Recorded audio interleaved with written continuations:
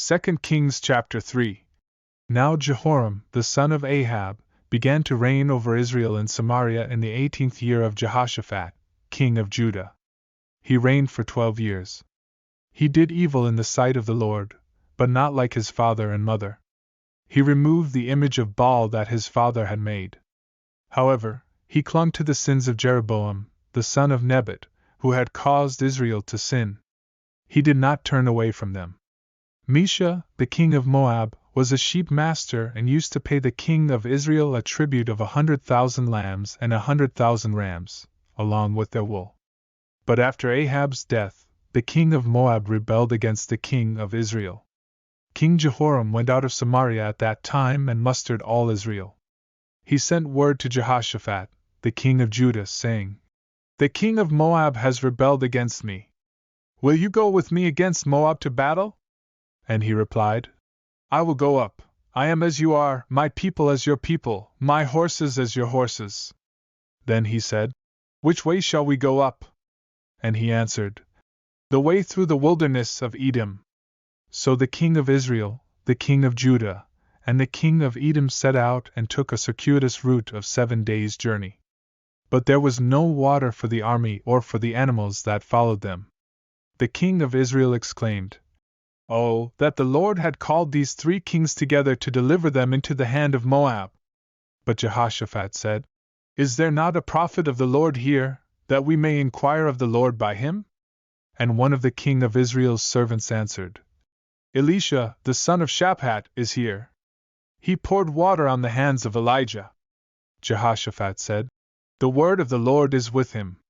So the king of Israel, Jehoshaphat, and the king of Edom went down to him. Elisha said to the king of Israel, "What do I have to do with you? Go to the prophets of your father and the prophets of your mother." But the king of Israel said to him, "No, for the Lord has called these 3 kings together to deliver them into the hand of Moab." Elisha said, "As the Lord of hosts lives, before whom I stand, surely, were it not for the presence of Jehoshaphat, the king of Judah, I would not look toward you, nor see you. But now bring me a musician." And it came about, when the musician played, that the hand of the Lord came upon him. He said, "Thus says the Lord, make this valley full of trenches. For thus says the Lord, you will not see wind, nor will you see rain, yet that valley will be filled with water, so that you shall drink, both you and your livestock and your animals. This is but a slight thing in the sight of the Lord. He will also hand the Moabites over to you. You shall strike down every fortified city and every choice city, and fell every good tree and stop up all wells of water, and ruin every good piece of land with stones. And in the morning, when the grain offering was offered, behold, water came by the way of Edom, and the country was filled with water. Now all the Moabites had heard that the kings had come up to fight against them. And all who were able to put on armor, young and old, were summoned and stood on the border. They rose up early in the morning, and the sun shone on the water, and the Moabites saw the water from opposite them as red as blood. And they said, "This is blood, the kings have surely fought one another, and they have killed each other.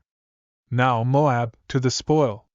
But when they came to the camp of Israel, the Israelites arose and struck the Moabites, so that they fled before them. And they went forward, striking the Moabites even in their land.